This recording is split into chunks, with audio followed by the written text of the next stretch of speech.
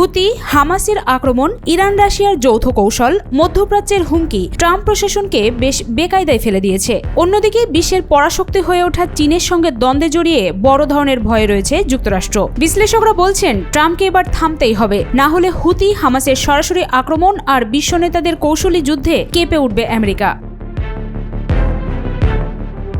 চলছে নাটকের পর নাটক, দাবার চাল বদলে যাচ্ছে ক্ষণে ক্ষণে। গোটা বিশ্ব আশঙ্কায় রয়েছে নতুন এক কূটনৈতিক ভূমিকম্পের। কয়েকদিন আগেই ভ্লাদিমির পুতিনের এক স্বাক্ষর মুহূর্তেই পাল্টে দিয়েছে বিশ্বশক্তি হিসাব নিকাশ। ট্রাম্প হতবাক, নেতানিয়াহু নিঃশব্দ, আর খামেনির মুখে চওড়া হাসি। পুতিনের ওই স্বাক্ষরে জন্ম নিল এক ঐতিহাসিক 20 বছরের কৌশলগত অংশীদারিত্ব। রাশিয়া ও ইরান এখন শুধু প্রতিবেশী নয়, তারা এখন আনুষ্ঠানিকভাবে মিত্র।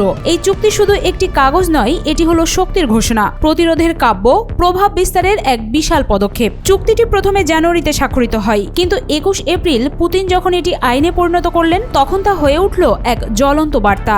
শুনে নাও ওয়াশিংটন, তেল আবিব কিন্তু প্রস্তুত। এই চুক্তির ভাষা শান্ত, কিন্তু এর প্রভাব ঝড় তুলছে। বান্ডেল থাকলে প্রতি সেনমানিতে টাকা বাঁচবে।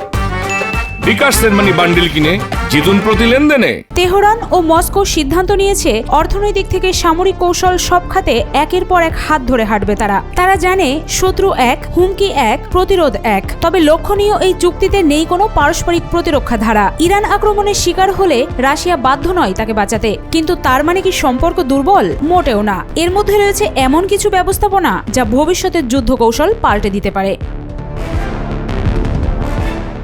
চুক্তির কেন্দ্রবিন্দু হল একটি সামরিক কর্মী গোষ্ঠীর গঠন, যাদের কাজ হবে প্রতিরক্ষা সহযোগিতার রূপরেখা তৈরি ও বাস্তবায়ন। এই কর্মসূচির আওতায় থাকবে সামরিক বিশেষজ্ঞ প্রতিনিধিদের বিনিময়, জ্ঞান ও কৌশল আদান প্রদানের মাধ্যমে শক্তি বৃদ্ধি, বোঝাপড়া বাড়বে যৌথ প্রশিক্ষণ কর্মসূচির, সামরিক প্রস্তুতির ক্ষেত্রে ঐক্য গড়ে তোলা, ক্যাডেট ও প্রশিক্ষকদের বিনিময়, ভবিষ্যতের সৈনিকদের একই ধাঁচে গড়া, আন্তর্জাতিক প্রতিরক্ষা প্রদর্শনীতে অংশগ্রহণ, বিশ্বমঞ্চে একত্রে অবস্থান, ক্রিয়া ও সাংস্কৃতিক প্রতিযোগিতা।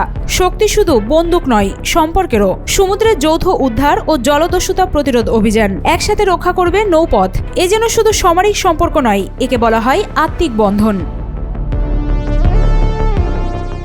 রাশিয়া ও ইরান একসঙ্গে একটি নতুন পথ গড়ে তুলছে, যেখানে পশ্চিমা প্রভাব রোধ করা সম্ভব। এখানেই রয়েছে টুইস্ট। চুক্তিটি সেনা জোট না হলেও এটি এতটাই গভীর যে অনেকেই এক অঘোষিত জোট বলে মানছে।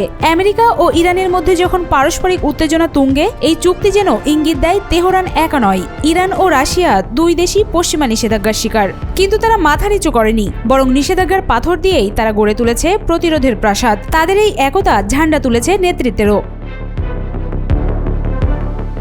তেহরানের দিকে এখন ঘোর সন্দেহের চোখে তাকিয়ে আছে ইসরায়েল। তারা জানে এই জোট শুধু কূটনৈতিক নয়, এটি সম্ভাব্য পারমাণবিক যুদ্ধের পূর্বাভাসও হতে পারে। বিশ্লেষকরা বলছেন ইসরায়েল এখন হয়তো আন্তর্জাতিক চাপ বাড়াবে, নয়তো হামলার প্রস্তুতি নিবে। ইসরায়েলও থেমে নেই, তারা তাদের সামরিক অবস্থান জোরদার করছে। যুক্তরাষ্ট্রের সঙ্গে তাদের সম্পর্ক আরও ঘনিষ্ঠ হচ্ছে, কিন্তু মস্কো তেহরানের পাশে শক্ত অবস্থানে রয়েছে। এখানে আরও একটি মোর্চা আছে, চীন, উত্তর কোরিয়া, রাশিয়া ও ইরান। এই চতুর্মুখী জোটে যেন এক নতুন শক্তির মেরু তৈরি করছে। তারা সম্মিলিতভাবে যুদ্ধ করছে নিষেধাজ্ঞার বিরুদ্ধে, নেতৃত্ব দিচ্ছে সামরিক সহযোগিতার মঞ্চে। তারা পশ্চিমের চোখে বিচ্ছিন্ন হলেও বাস্তবে সবার সুর একই তালে বাজছে। তারা জানে ক্ষমতার খেলায় কৌশলী জয়ের চাবিকাঠি। রাশিয়া ইরানের চুক্তি, তাদের বন্ধন, তাদের অভ্যন্তরীণ ঐক্য সব মিলে এক অপ্রতিরোধ ফ্রন্ট গড়ে উঠেছে। পুতিনের মাস্টার স্ট্রোক সম্পূর্ণ হয়েছে। তিনি কেবল একটি চুক্তি সই করেননি, তিনি এক নতুন যুগের সূচনা করেছেন। এই যুগ আত্মনির্ভরতার, এই যুগ এক নতুন বিশ্ব বাস্তবতার, এই যুগ এক নতুন বিশ্ব ব্যবস্থার। তারপরও প্রশ্ন থেকেই যায়, কে থাকবে কোন পক্ষে? আমেরিকা নিশ্চয়ই কোনো নতুন কৌশলে হাঁটবে। সে কৌশলে ইসরায়েলের কি হবে? তারা কি ধৈর্য হারাবে?